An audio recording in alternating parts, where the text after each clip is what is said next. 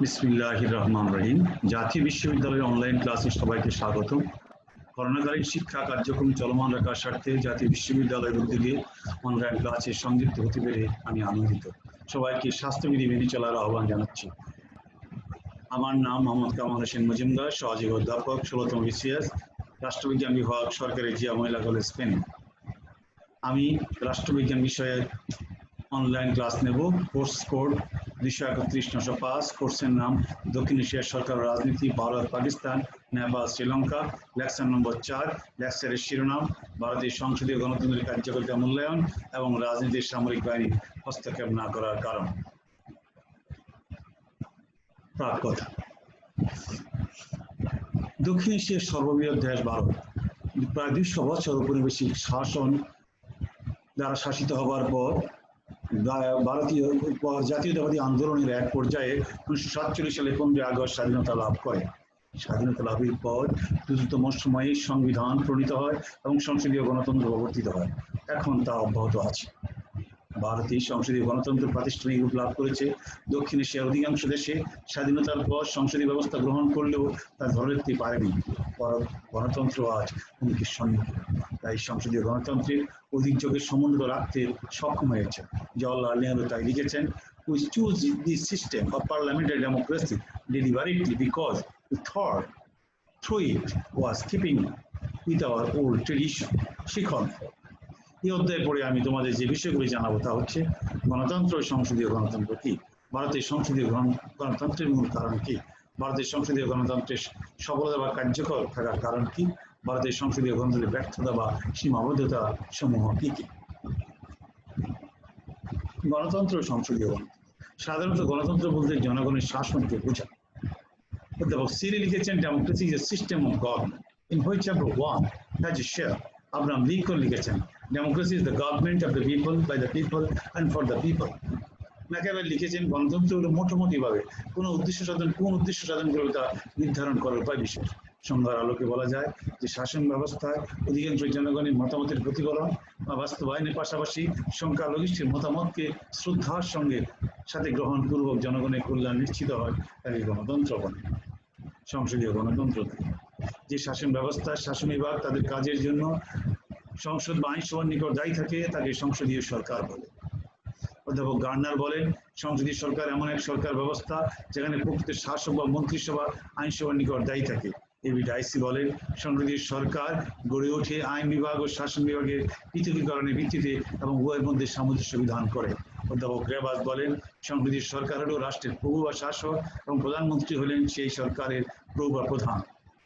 সংজ্ঞার আলোকে বলা যায়, সংসদীয় সরকার বলতে এমন এক শাসন ব্যবস্থাকে বোঝায় যে ব্যবস্থায় মন্ত্রীগণ ব্যক্তিগত ও যৌথভাবে সংসদের নিকট জবাবদিহি করেন এবং আস্থা হারালে পদত্যাগ করতে বাধ্য হন। ভারতের সংসদীয় গণতন্ত্র গ্রহণের কারণ। ভারতের সংসদীয় গণতন্ত্রের কাঠামো হল ব্রিটিশ রাজ্যের উত্তরাধিকার। 1947 সালে স্বাধীনতা লাভের পর সরকার কাঠামো কেমন হবে তা নিয়ে ব্যাপক পার্থক্য সৃষ্টি হয়। গণপরিষদ ব্রিটিশ মডেলের শাসন ব্যবস্থা গ্রহণের পক্ষপাতী ছিলেন। তারা 1919 এবং 1935 সালে ভারত শাসন আইন অনুযায়ী কেন্দ্র ও প্রদেশে দায়িত্বশীল শাসন ব্যবস্থা চালু করতে সম্মত হন। ভারতের সাধারণ মানুষ, রাজনীতিবিদ, বুদ্ধিজীবীরা ব্রিটিশ আদলে রাজনৈতিক ঐতিহ্য জীবনধারার সঙ্গে ক্রমাগতভাবে পরিচিত হন। তাই ব্রিটিশ মডেলের গণতান্ত্রিক ব্যবস্থা গ্রহণে তারা ঐক্যবদ্ধ হয়েছিলেন। ডক্টর আম্বেদকর, কেএম মুন্সি, জওহরলাল নেহরু, আল্লাদি কৃষ্ণস্বামী আয়ার সংসদীয় ব্যবস্থা গ্রহণের জন্য জোর দাবি উত্থাপন করেছিলেন। কেএম মুন্সি বলেন, বিভিন্ন দেশের সরকারি ব্যবস্থার তুলনামূলক পর্যালোচনার পর ভারতের সংসদীয় ব্যবস্থার কাঠামো গ্রহণ করা হয়েছে। জওহরলাল নেহরু বলেন, "We in India went to very long period of contact with England and with British parliamentary institutions were made of kin on the lines of wanting British parliamentary institution in India. When the chance come, we reproduce those parliamentary structure and institution here in a large measure." ভারতের সংসদীয় গণতন্ত্র কার্যকারিতা বা সাফল্যের কারণ 1947 সালে স্বাধীনতা লাভের অব্যবহিত পরে ব্রিটিশ অনুকরণে সংসদীয় গণতন্ত্র প্রবর্তিত হয়। এই ব্যবস্থায় মন্ত্রিসভার সদস্যরা কেন্দ্র প্রদেশের নিজ নিজ আইনসভার নিকট কাজের জন্য দায়িত্বশীল থাকবে।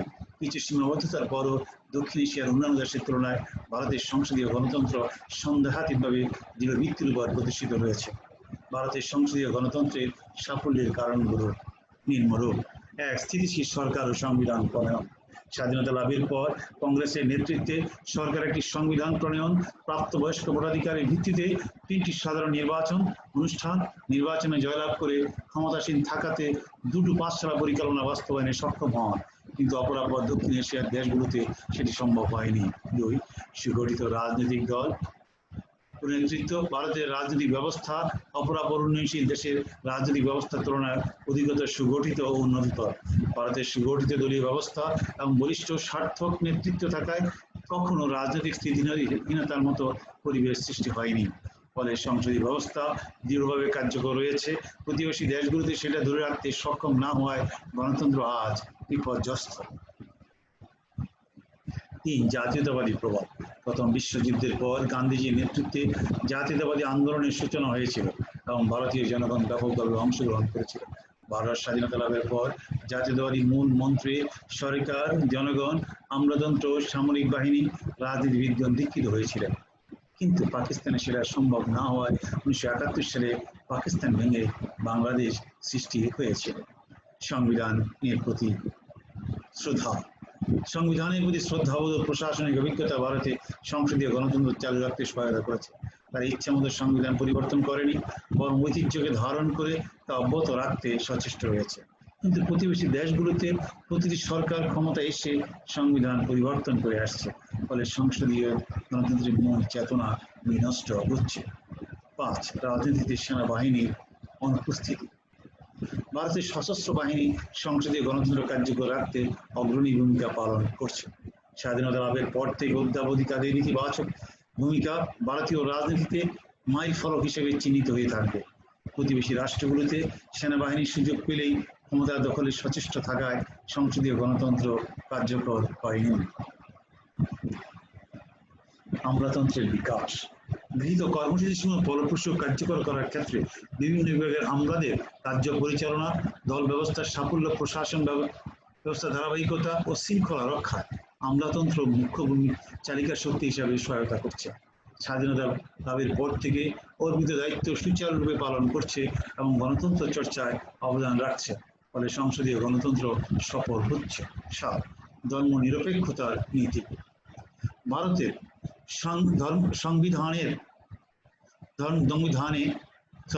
ভারতের সংবিধানে ধর্মনিরপেক্ষতার নীতি সংযোজিত হয়েছে বিধায় প্রত্যেক ধর্মের অনুসারীরা যোগ্যতা অনুযায়ী রাষ্ট্রের বিভিন্ন কার্যে অংশগ্রহণ করেন।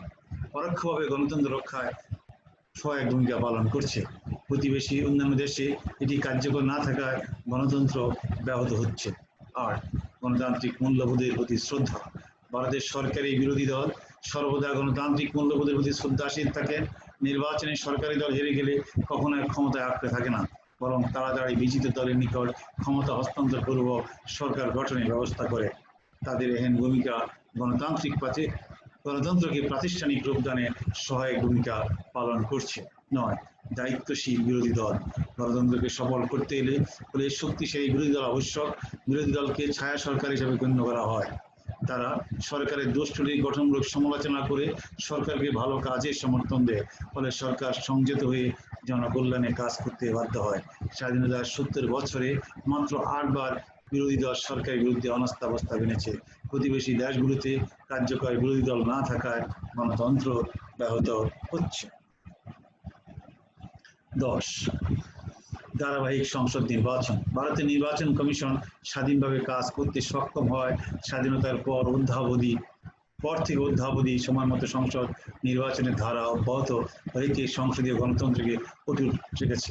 ভারতের জনগণ সচেতনভাবে ভোট প্রদান করায় বিগত নির্বাচন সমূহে একই দল বারবার সরকার গঠনে ব্যর্থ হয়েছে। জনগণের এই ধরনের সচেতনতা সংসদীয় গণতন্ত্রের বিকাশকে সমুন্নত রাখছে। মৌলিক বিষয়ে ঐক্যমত্য। রাষ্ট্র পরিচালনার কিছু নিয়ম নীতি আছে, ভারতে এর ব্যতিক্রম ঘটেনি। যেমন সংসদীয় গণতন্ত্র, ধর্ম নিরপেক্ষতা নীতি এবং জাতীয়তাবাদকে সমুন্নত রাখার ক্ষেত্রে প্রতিটি সরকার সুস্পষ্ট সিদ্ধান্ত নিতে সক্ষম হওয়ায় গণতন্ত্র মজবুত ভিত্তির উপর প্রতিষ্ঠিত হয়েছে। পাকিস্তান সহ অন্যান্য দেশে সেটি সম্ভব হয়নি। 12 পৃথকীকরণ। ভারতের শাসন বিচার বিভাগ স্বাধীনভাবে কাজ করতে পারে। কোনো বিভাগ অন্য বিভাগের কাজে হস্তক্ষেপ করে না, ফলে ন্যায় বিচার প্রতিষ্ঠিত হয়েছে। দক্ষিণ এশিয়ার অন্যান্য দেশে সেটা সম্ভব না হওয়ায় ন্যায় বিচার ভুলুণ্ঠিত হচ্ছে। 13 অন্যান্য। ভারতের সরকার, জনগণ, বিরোধী দল সকলেই সংবিধানে বর্ণিত সরকারের প্রতিটি নীতিতে শ্রদ্ধাশীল থাকায় জাতীয় সংহতি অর্জন, স্থিতিশীলতা বজায় রাখার ফলে উন্নত রাজনীতি কৃষ্টি গড়ে উঠেছে। ফলে সংসদীয় গণতন্ত্র কার্যকরভাবে প্রতিষ্ঠিত হয়েছে। ভারতের সংসদীয় গণতন্ত্রের ব্যর্থতা বা সীমাবদ্ধতা সমূহ। ভারতের সংসদীয় গণতন্ত্র প্রতিষ্ঠিত হলেও এর সার্বিক কার্যকারণের বিষয়টি অনেকটা বিতর্কিত। তাই সাফল্যের পিছনে কিছুটা ব্যর্থতা বিদ্যমান। নিম্নে ব্যর্থতাগুলো তোমাদের উদ্দেশ্যে তুলে ধরছি। 1 যথাযথ রাজনৈতিক শিক্ষার অভাব। ভারতের সার্বজনীন ভোটাধিকার স্বীকৃত রয়েছে, কিন্তু গণতন্ত্রের উপযোগী রাজনৈতিক শিক্ষার বিস্তার ঘটেনি। অশিক্ষিত, নিরক্ষর, অজ্ঞ, শ্রেণীগত সনাতন গোষ্ঠী দ্বারা নির্বাচিত জনপ্রতিনিধির মাধ্যমে দক্ষ দায়িত্বশীল সরকার ব্যবস্থা সম্ভব নয়। ঐক্য সংহতির অভাব। ভারতের বিহার, আসাম, কর্ণাটক, পাঞ্জাব, জম্মু কাশ্মীর, ত্রিপুরা সহ বিভিন্ন রাজ্যে উগ্রবাদীদের আন্দোলন ও আঞ্চলিকতাবাদের আবেগ রাষ্ট্রে গভীর হতাশা সৃষ্টি করছে। তাই ঐক্য সংহতির সমন্বয়, সহমত, সদ্ভাব, সম্প্রীতির অভাবে সংসদীয় গণতন্ত্র কার্যকরিতার বিপর্যয় নেমে এসেছে। 3 পরমত সহিষ্ণুতার অভাব।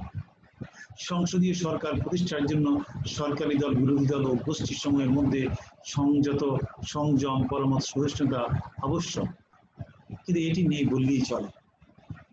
ফলে সংসদীয় সরকার ব্যবস্থার বিপর্যয়ের সম্মুখীন হয়েছে। 4 সুগঠিত দল ও বরিষ্ঠ নেতৃত্বের অভাব। ভারতে বিভিন্ন জাতীয় আঞ্চলিক দল ক্ষমতাসীন রয়েছে। তারা শ্রেণীগত, ধর্মগত, বর্ণগত, গোষ্ঠীগত স্বার্থের ঊর্ধ্বে উঠে জাতীয় স্বার্থে কাজ করতে ব্যর্থ হচ্ছে। ফলে গণতান্ত্রিক রীতি-নীতি বাস্তবায়িত না হয়ে হিংসাত্মক কার্যকলাপ বৃদ্ধি পাচ্ছে। তদুপরি সরকারি ও বিরোধী দলের সুসম্পর্কের অভাব হেতু রাজনৈতিক নেতৃত্বের মধ্যে ন্যায়পরায়ণতা, উদারচিত্ততা, বিবেকবোধ ইত্যাদি গুণাবলীর অভাব সংসদীয় গণতন্ত্রকে বহুলাংশে বিপন্ন করে তুলেছে। 5 উদারনৈতিক গণতন্ত্রের সংকট। গণতন্ত্রের সুষ্ঠু বিকাশ এবং গণতান্ত্রিক পরিবেশ রচনার জন্য প্রয়োজন সামাজিক, রাজনৈতিক, অর্থনৈতিক, সাংস্কৃতিক অধিকারের স্বীকৃতি ও সংরক্ষণ এবং সাম্যনীতির মাধ্যমে অধিকারের প্রতিষ্ঠা। ভারতের বর্তমান রাজনৈতিক ব্যবস্থায় জনগণের এই প্রত্যাশা পূরণ হচ্ছে না, ফলে সংসদীয় গণতন্ত্র ব্যাহত হচ্ছে। 6 মৌলবাদের উত্থান ও সাম্প্রদায়িকতার কারণে জাতিগত আনুগত্যের অভাব। ভারতে ধর্মনিরপেক্ষতার নীতি বর্তমানে নেই বললেই চলে। বর্তমান সরকারের শাসন আমলে ধর্মনিরপেক্ষতার নীতি বাস্তবায়নের ক্ষেত্রে ব্যর্থতা, ধর্মের নেতিবাচক ভূমিকা, ধর্মকে কেন্দ্র করে বিদ্বেষ, হানাহানি, হত্যাকাণ্ড বৃদ্ধি হেতু সংসদীয় গণতন্ত্র ব্যাহত হচ্ছে। এছাড়াও রাজনৈতিক দলের নির্বাচনের সাম্প্রদায়িক সুযোগ নিতে গিয়ে জাতীয় আনুগত্যের প্রতি আবেদন ও সংবিধানশীলতার অস্তিত্ব অনিষ্কার্য, কিন্তু সেটা দিন দিন বিনষ্ট হচ্ছে। ফলে সংসদীয় গণতন্ত্র ব্যাহত হচ্ছে। ভারত বিশাল জনগোষ্ঠীর দেশ হেতু দারিদ্রতা, গণতান্ত্রিক মনোভাব পোষণ ও বাস্তবায়নে অনুপস্থিতি হেতু সুষ্ঠু জনমত তৈরি হচ্ছে না। ফলে কেন্দ্র প্রদেশে নেতৃত্বের কেনাবেচা, জোট গঠন, ঝুলন্ত পার্লামেন্ট ও মতাদর্শী বৈপরীত্য সৃষ্টি হয়েছে। ফলে সংসদীয় গণতন্ত্রের বিকাশ ব্যাহত হচ্ছে। উপসংহার: ভারতের রাজনৈতিকভাবে কিছু কিছু সমস্যা থাকলেও রাষ্ট্র পরিচালনার ক্ষেত্রে সাফল্য অর্জনে তারা অনেকটাই সক্ষম হয়েছে। সংসদীয় সরকারকে টিকিয়ে রাখতে সামরিক বেসামরিক দলগুলোর মধ্যে পরমত সহিষ্ণুতা, সাম্প্রদায়িক সম্প্রীতি, গোষ্ঠীগত, শ্রেণীগত, বর্ণগত, ধর্মগত, আঞ্চলিকতাবাদী ভাবের ঊর্ধ্বে উঠে জাতীয় স্বার্থে ঐক্যমত্য পোষণের পাশাপাশি রাষ্ট্রের প্রতি আস্থা ও আনুগত্যের প্রকাশ অব্যাহত রাখতে হবে। তবে সংসদীয় গণতন্ত্র সত্যিকারভাবে কার্যকরী হবে। ভারতের রাজনীতি সামরিক বাহিনী। দক্ষিণ এশিয়ার বৃহত্তম গণতান্ত্রিক দেশ ভারত। দক্ষিণ এশিয়ার দেশগুলোতে বিশেষ করে পাকিস্তান, শ্রীলঙ্কা, বাংলাদেশ, মায়ানমার সহ এশিয়ার বিভিন্ন দেশের রাজনীতিতে সেই সব কারণে সেনাবাহিনী হস্তক্ষেপ করছে। ভারতের রাজনীতিতে অনুরূপ পরিবেশ বিরাজ করলেও সেনাবাহিনী হস্তক্ষেপ করেনি। অধ্যাপক ফাইনার ওএসপি হান্টিংটন লিখেছেন, যে দেশের সামরিক বাহিনীর মধ্যে হস্তক্ষেপ করার অভিপ্রায় ও সুযোগ কোনোটাই থাকে না, সেখানে সামরিক অভ্যুত্থান ঘটবে। ভারতের রাজনৈতিক ব্যবস্থা স্বাধীনতার পর যেভাবে গড়ে উঠেছে, সেখানে সামরিক হস্তক্ষেপের সুযোগ তৈরি হয়নি। কেননা 47 সালে ভারত স্বাধীনতা লাভ করেছিল জাতীয়তাবাদী আন্দোলনের মাধ্যমে, কিন্তু কোনো রক্তক্ষয়ী সংগ্রাম বা যুদ্ধ সংগঠিত হয়নি।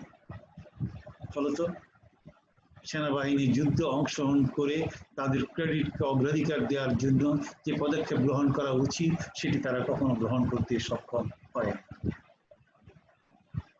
এমন অবস্থায় সেনাবাহিনীর প্রশিক্ষণের মাধ্যমে তাদের প্রাপ্ত সুযোগ সুবিধা গ্রহণে যতটা তৎপর রয়েছে, ততটা রাজনীতি এবং রাজনৈতিক কার্যকলাপ সহ প্রশাসনিক কার্যক্রমে হস্তক্ষেপের মতো কোনো মানসিক দৃষ্টিভঙ্গি তাদের মধ্যে বিগত 70 বছরেও গড়ে ওঠে।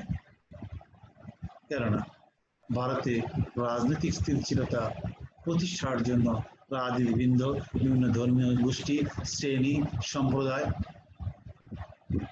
এবং প্রদেশগুলো সর্বদা ঐক্যবদ্ধ এবং স্থিতিশীলতা রক্ষায় সর্বদা আনুগত্যশীল। শিখন ভারতের রাজনীতিতে সামরিক বাহিনীর হস্তক্ষেপের কারণ জানতে পারবে। কেননা দীর্ঘ 70 বছরের উপরে তারা স্বাধীন হয়েছে, কিন্তু আজ সেনাবাহিনী রাষ্ট্রীয় বিষয়ে হস্তক্ষেপ করেনি। কিন্তু কেন করে? সেই পিছনে বেশ কিছু গুরুত্বপূর্ণ কারণ জড়িত হয়েছে। তার মধ্যে প্রধান কারণগুলো আলোচনা করছি। 1. রাজনৈতিক স্থিতিশীলতা। যেসব দেশের রাজনৈতিক স্থিতিশীলতা নেই, সেসব দেশে প্রশাসনিক দুর্বলতা বা অব্যবস্থানের সুযোগ নিয়ে সেনাবাহিনী রাষ্ট্র ক্ষমতা দখল করে।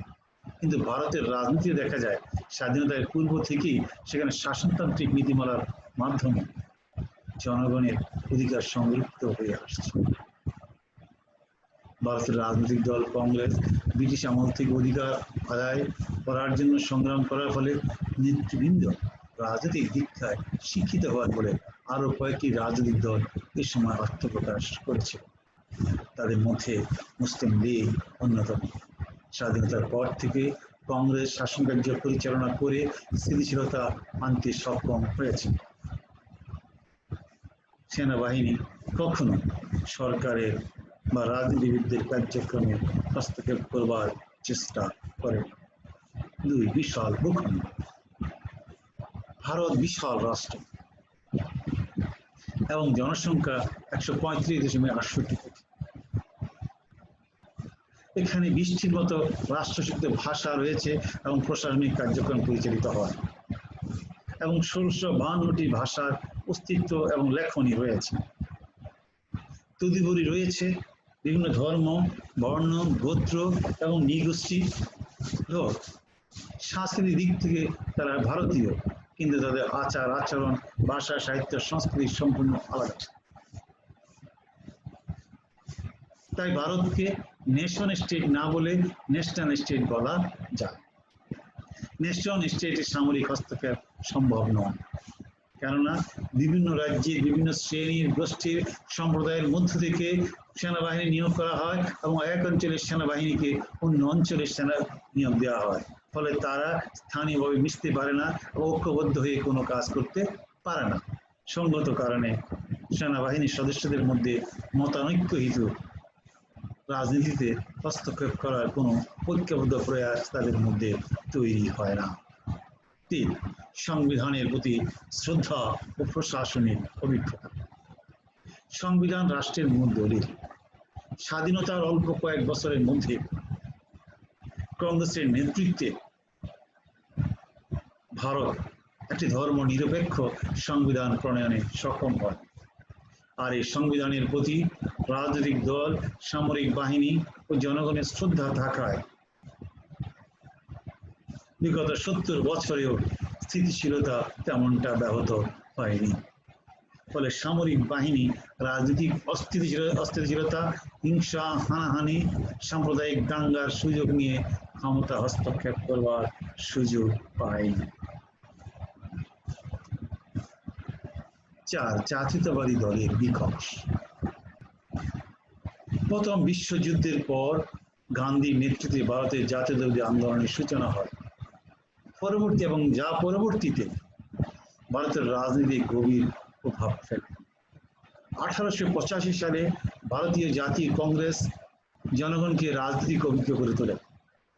জাতীয়তাবাদী চেতনা, রাজনৈতিক সচেতনতা, দেশ পরিচালনায় নেতৃবৃন্দ অভিজ্ঞ হওয়ার কারণে স্বাধীনতার পরে তারা সুগঠিত প্রক্রিয়ার মধ্য দিয়ে দেশকে পরিচালনায় সহায়তা করেছে। ফলে একটি পদ্ধতিগত প্রক্রিয়ায় দেশ পরিচালিত হয় এবং সামরিক বাহিনীও সেই প্রক্রিয়ায় সহযোগী থাকলেও কিন্তু প্রক্রিয়া হস্তক্ষেপ করার মতো কোনো পরিবেশ বা সুযোগ পায়নি। 5. বিভিন্ন বর্ণভিত্তিক সেনাবাহিনী। ভারতের স্বাধীনতা লাভের পর সেনাবাহিনী যাতে রাজনীতিতে হস্তক্ষেপ করতে না পারে সেই জন্য প্রত্যেক রেজিমেন্টে বিভিন্ন ভাষা ও বর্ণভিত্তিক সৈন্য নিয়োগ করে এবং তাদের মধ্যে ঐক্যমত সৃষ্টি করতে না পারে তার জন্য সরকারি বিভিন্ন কৌশল প্রয়োগ করে আসছে। এক রাজ্যের সৈন্যকে অন্য রাজ্যে নিয়োগ করছে, সেটা সেনা, বিমান, নৌ থেকে শুরু করে আঞ্চলিক সকল বাহিনীর ক্ষেত্রে এটি প্রযোজ্য। ফলে সেনাবাহিনী রাজনীতি করার জন্য জনসমর্থন পায় না, আর সেনাবাহিনী সংগঠিত থাকার ফলেও রাজনীতিতে হস্তক্ষেপ করার সুযোগ পাচ্ছে না। 6. সুগঠিত দল ও রাজনৈতিক নেতৃত্ব। ভারত দক্ষিণ এশিয়ার অন্যান্য দেশের তুলনায় দলীয় ব্যবস্থা অধিকতর সুসংহত ও উন্নততর। স্বাধীনতার পর থেকে জওহরলাল নেহরু, ইন্দিরা গান্ধী প্রমুখ নেতৃত্বে কংগ্রেস আধিপত্যকামী ও বলিষ্ঠ দল হিসাবে আত্মপ্রকাশ করেছে। এছাড়াও ভারতের প্রত্যেক প্রধানমন্ত্রীর নেতৃত্বে কার্যকর সফল সংসদীয় গণতন্ত্র বিদ্যমান থাকায় নেতৃত্বের শূন্যতা তৈরি হয়নি। ফলে রাজনীতিতে সেনাবাহিনী হস্তক্ষেপ করেনি। 7. প্রবৃত্তি ও সুযোগের অভাব। রাজনীতিতে সামরিক বাহিনী হস্তক্ষেপের পিছনে প্রবৃত্তি ও সুযোগ সুবিধা কাজ করে। স্বাধীনতার পর থেকে ভারতের রাজনীতিতে এমন কোনো সামাজিক, রাজনৈতিক, অর্থনৈতিক, সাংস্কৃতিক, ধর্মীয়, সাম্প্রদায়িক সংকট তৈরি হয়নি যা সেনাবাহিনীকে রাজনীতিতে অংশগ্রহণের প্রবৃত্তি বা সুযোগ এনে দেবে। কারণ যে দলই ক্ষমতা এসছে তারা সেনাবাহিনীকে দূরে রেখেছে এবং নিজেরা নিজেদের সমস্যার সমাধান করতে চেষ্টা করেছে, কোনো সেনাবাহিনী দিয়ে সেটি মোকাবেলা করবার চেষ্টা করেনি। ফলে সামরিক অভ্যুত্থান সংগঠিত হবার কোনো সুযোগও সৃষ্টি হয়নি। আর জাতীয় ঐক্য ও বিরোধী দলের ভূমিকা। রাষ্ট্র পরিচালনার মূলনীতিতে সরকারি ও বিরোধী দল ঐক্যমতে পৌঁছাতে সক্ষম হয়েছে। এছাড়াও বিদ্যমান গণতান্ত্রিক ব্যবস্থা ও সংসদীয় সরকার ব্যবস্থা চালু রেখে সহায়তা করেছে। নীতি ও আদর্শের দ্বন্দ্ব থাকলে সরকারের বিরোধী দলের মধ্যে নীতি ও আদর্শের দ্বন্দ্ব থাকলেও সংসদীয় গণতন্ত্রের প্রতি কারো কোনো আপত্তি নেই। ফলে বিভিন্ন রাজ্য এবং বিভিন্ন শ্রেণী গোষ্ঠীর নেতৃত্ব গণতন্ত্রের প্রতি অনুগত থাকছে এবং সামরিক বাহিনীও সেই সুযোগ গ্রহণ করতে পারছে না। 9. সুষ্ঠু প্রশাসনিক ব্যবস্থা ও গণতন্ত্র।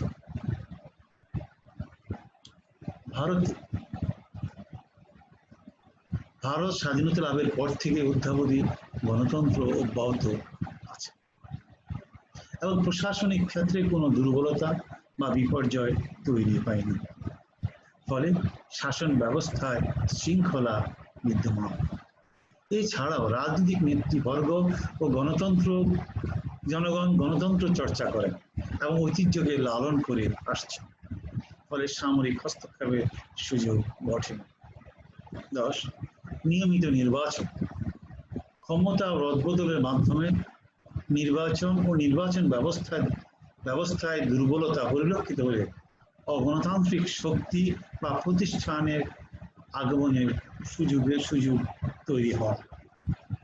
ভারতে স্বাধীন নির্বাচন কমিশনের মাধ্যমে যথাসময়ে প্রতিটি নির্বাচন অনুষ্ঠিত হয়েছে এবং ক্ষমতার পালাবদল হয়েছে, ফলে সামরিক হস্তক্ষেপের পরিবেশ তৈরি হয়নি।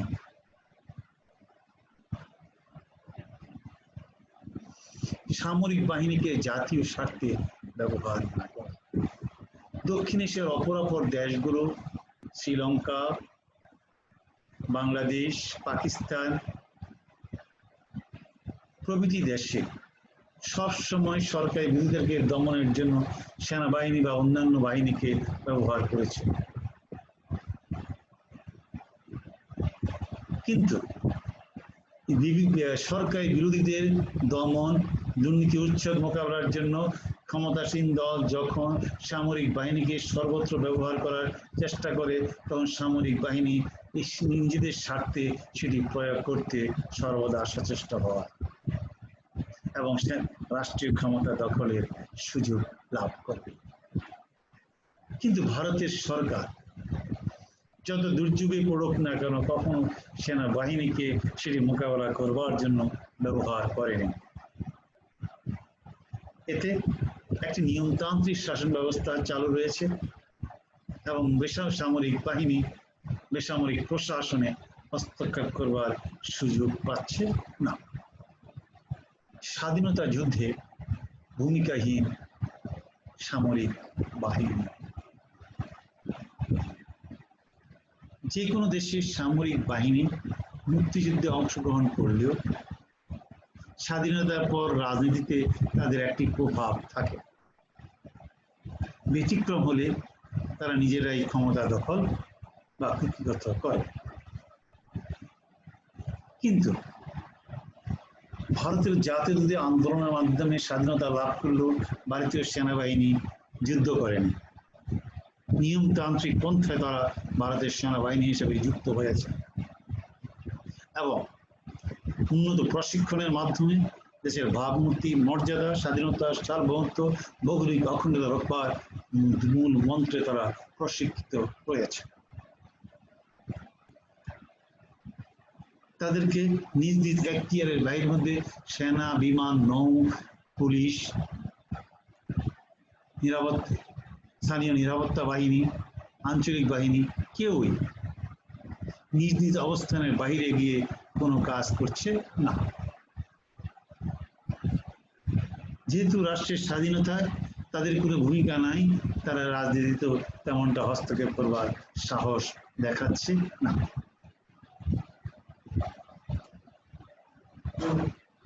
মূল্যায়ন। ভারতের সামরিক হস্তক্ষেপের পিছনে অনেকগুলো উপাদান কাজ করে।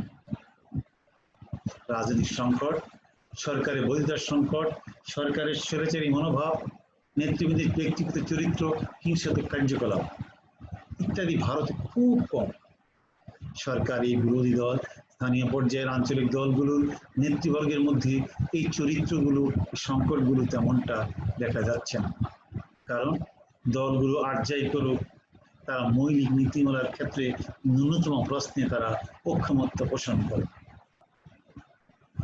রাজনৈতিক দলগুলো কোনো প্রকার কোন্দলে লিপ্ত না হয়ে সর্বদা সমবেতভাবে, ঐক্যবদ্ধভাবে দেশ গড়ার কাজে মনোনিবেশ করে থাকে। ফলে রাজনৈতিক সহিষ্ণুতার অভাব হয় না, যা অন্যান্য উন্নয়নশীল দেশে পরিলক্ষিত হয়। আর ভারতের সেনাবাহিনী যেহেতু সে সুযোগ পাচ্ছে না বা সুযোগের জন্য সেনাবাহিনীর সদস্যদের মধ্যে মনোভাব বা বিশ্বাস তৈরি হচ্ছে না, সেহেতু সেখানে রাজনৈতিক ক্ষমতা দখলের প্রবণতাও লক্ষ্য করা যাচ্ছে না। আমরা জানি সামরিক বাহিনীর হস্তক্ষেপের প্রধান কেন্দ্রই হচ্ছে যুদ্ধে নেতৃত্ব দেওয়া এবং সরকারি দল যখন বিরোধী দলকে দমন সহ সার্বিক কার্যক্রমে সেনাবাহিনীর সহযোগিতা গ্রহণ করে, তখনই তারা সেখানে হস্তক্ষেপ করবার প্রচেষ্টা শুরু করে। তাই তো পাকিস্তান, মায়ানমার, বাংলাদেশ, শ্রীলঙ্কা সহ বিভিন্ন রাষ্ট্রে সামরিক বাহিনী প্রত্যক্ষ পরোক্ষভাবে কিংবা সরাসরি রাষ্ট্রীয় কাজে হস্তক্ষেপ করে সেনাবাহিনীর স্বার্থের বাইরে গিয়ে কোনো সরকারের পক্ষে অস্তিত্ব নিয়ে টিকে থাকা সম্ভব হচ্ছে না। কিন্তু ভারত নির্বিঘ্নে সেনাবাহিনীর অবস্থানের বাইরে থেকে তারা একটা নিয়মতান্ত্রিক প্রক্রিয়া, গণতান্ত্রিক মূল্যবোধকে ধারণ করে রাষ্ট্র পরিচালনায় সর্বদা বদ্ধপরিকর হয়েছে। পরিশেষে বলা যায়, ভারতের জাতীয় কংগ্রেস ও অন্যান্য রাজনৈতিক দল দেশে ঐক্যমত্য গড়ে তুলেছে, তাতে সামরিক বাহিনীর ক্ষমতা আসার সুযোগ নেন। রাজনৈতিক নেতৃবৃন্দ যদি বর্তমানের ন্যায় ভবিষ্যতে ও রাজনৈতিক ব্যবস্থাকে সাফল্যজনকভাবে পরিচালনা করতে সক্ষম হন, তাহলে ভারতের রাজনীতিতে সামরিক বাহিনীর হস্তক্ষেপের কোনো সম্ভাবনা নেই। বিগত 70 বছরের সেনাবাহিনী সে সুযোগটি পায়নি, বর্তমানেও পাচ্ছে না, ভবিষ্যতে কোনো পাওয়ার সুযোগ নেই। তবে যদি ধর্মভিত্তিক রাজনৈতিক দল হিসেবে বিজেপি তার ক্ষমতার চর্চা এবং বাস্তবায়নকে পদ্ধতিগত প্রক্রিয়ার ঊর্ধ্বে উঠে একটি সাম্প্রদায়িক রাষ্ট্র গঠনের চেষ্টা করে এবং সেনাবাহিনীকে মাধ্যমে সেটি বজায় রাখবার প্রচেষ্টা গ্রহণ করে, তাহলে কিন্তু সংসদীয় গণতন্ত্র যেমন ব্যাহত হবে, তেমনি ভাবে সাম্প্রদায়িক সম্প্রীতি বিনষ্ট হেতু ভারতের সেনাবাহিনী রাষ্ট্রীয় কাজে হস্তক্ষেপ করার সুযোগ পাবে। তাই রাজনৈতিক দল সহ সকল যদি এই মতে হয় যে আমরা দেশ জাতির স্বার্থে আমরা সেনাবাহিনীকে ধরে রাখবো এবং সমন্বিতভাবে দেশ পরিচালনা করবো, কোনো সাম্প্রদায়িক সম্প্রীতি বিনষ্ট করবো না, তাহলে অবশ্যই ভারতের সংসদীয় গণতন্ত্র তার সাফল্য অর্জিত হবে, সেনাবাহিনীও কোনো প্রকার হস্তক্ষেপ করার সুযোগ পাবে না। এই প্রবন্ধটি রচনা করতে গিয়ে আমি যে বিষয়কাল বই সহযোগিতা নিয়েছি, এক ডক্টর আব্দুল ওদুদ ভূঁইয়ার লেখা দক্ষিণ পূর্ব এশিয়া সমাজের রাজনীতি, সিরাজুল ইসলাম ভুলরঙ্গনাথের 19 দেশের রাজনীতি, সিরাজুল ইসলামের সামাজিক পরিবর্তন 19 দেশের রাজনীতি, গিয়াসউদ্দিন মোল্লা দক্ষিণ ও দক্ষিণ পূর্ব এশিয়ার রাজনীতি, মোহাম্মদ আবুল কাসিম মোহাম্মদ রাজনীতি, লুসিয়ান পাইয়ের aspect of political development, Lucian পাইয়ের South Asian political system, Mahfuzul Chowdhury democratization in South Asia, গ্রন্থগুঠির এবং এনএস প্রকাশনী সহ বিভিন্ন বই থেকে আমি কয়েকজনের সহযোগিতা নিয়েছি। এই বইটি রচনাটি করতে গিয়ে কিছু কিছু মুদ্রণজনিত ত্রুটি রয়েছে, এই জন্য ছাত্রছাত্রীদের বলবো তোমরা সেই বইগুলো আমার দৃষ্টিতে দেখবে। সবাইকে ধন্যবাদ জানিয়ে আমার বক্তব্য শেষ করছি। সবাইকে ধন্যবাদ।